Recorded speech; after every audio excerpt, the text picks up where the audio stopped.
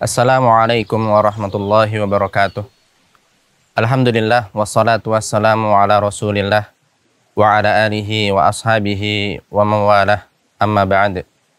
Saudara-saudara sekalian yang dimuliakan oleh Allah, perkembangan teknologi termasuk suatu nikmat yang patut untuk kita syukuri.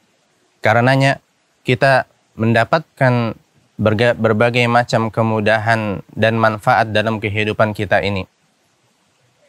Akan tetapi bersamaan dengan itu perlu kita sadari bahwasanya ada sebagian keburukan dan madharrah yang juga lebih mudah untuk hadir di depan kita dan bahkan menimpa kita. Di antara keburukan dan madharrat yang sedang marak tersebar di tengah masyarakat dan dipromosikan secara besar-besaran adalah aplikasi-aplikasi riba yang berbalut dengan nama pinjaman online atau pinjol. Saudara-saudara sekalian yang dimuliakan oleh Allah Azza wa Jalla, pinjaman online sudah jelas pasti termasuk kepada riba. Karena di dalam pinjol itu pasti sudah ada bunga. Baik bunganya kecil ataupun besar. Bunga yang kecil, bunga yang meskipun jumlahnya kecil, sudah jelas itu juga adalah riba. Apalagi jika besar. Dan para ulama telah menetapkan suatu kaidah dan mereka bersepakat dengan hal tersebut. Kaidah yang berbunyi kullu qardin jarra naf'an fahuwa riba. Setiap hutang piutang yang mendatangkan tambahan maka dia adalah riba. Maka ketahuilah saudaraku rahimakumullah bahwasanya riba adalah dosa yang sangat besar. Sahabat Jabir bin Abdullah radhiyallahu anhu berkata, la'ana Rasulullah sallallahu alaihi wasallam akilar riba wa mukilahu wa katibahu wa syahidaihi wa qala hum sawa. Yang artinya Rasulullah sallallahu alaihi wasallam melaknat para pemakan harta riba, orang yang memberi riba, juru tulisnya dan juga dua orang saksinya. Kemudian beliau berkata, mereka semua itu sama. Yakni mereka semua sama di dalam dosanya. Mereka semua dilaknat oleh Allah Azza wa Jal, dijauhkan dari rahmat Allah Azza wa Jal, dihinakan dan akan dibinasakan.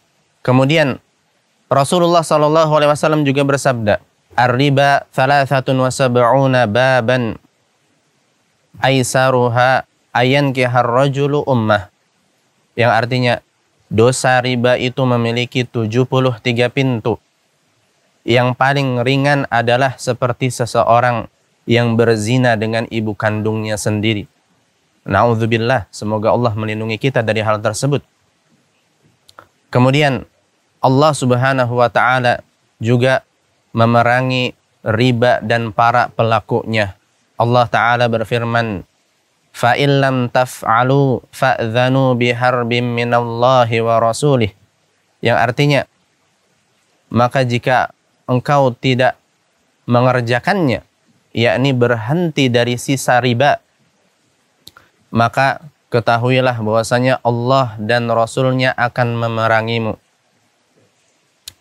Saudaraku yang dimuliakan oleh Allah Azza wa Jalla, jika kita telah mengetahui firman Allah ini, maka siapakah yang berharap dapat memenangkan peperangan dengan Allah dan Rasulnya? Orang yang seperti itu pasti sudah siap menerima kekalahan dan hancur sehancur-hancurnya. Saudara-saudara sekalian yang dimuliakan oleh Allah Azza wa Jalla, karena itu jauhilah, waspadailah riba dan segala bentuk dan nama-namanya. Peringatkanlah orang-orang, terlebih lagi orang-orang terdekat kita, dari bahaya riba yang membinasakan ini. Jangan hanya karena tergiur oleh kesenangan sesaat dan sedikit kita menggadaikan agama kita. Kita memulai peperangan dengan Allah dan Rasul-Nya. Kemudian kita pura-pura tutup mata dari kesengsaraan para debitur pinjol. Mulai dari bunga yang meningkat semakin besar. Mulai dari teror yang dilakukan oleh para debit kolektor. Begitu juga rusaknya hubungan sosial dengan orang-orang terdekat. Dan bahkan sampai bunuh diri. Nas'alullah salamah wal afiyah. Saudara-saudara sekalian yang dimuliakan oleh Allah Azza wa Jalla, kita bersyukur kepada Allah karena Allah telah mengaruniakan kepada kita nikmat berupa akal yang dengannya kita dapat berfikir, menimbang maslahat dan madarat, dan termasuk di dalamnya adalah madarat dan bahaya riba yang sudah jelas ini. Oleh karena itu, saudaraku sekalian yang dimuliakan oleh Allah, hiduplah dengan tenang dan damai di atas sunnah Rasulullah Sallallahu Alaihi Wasallam, dan jauhilah oleh kita riba yang membinasakan ini dengan segala bentuk dan nama-namanya. Hadza wallahu a'lam. Wassalamualaikum warahmatullahi wabarakatuh.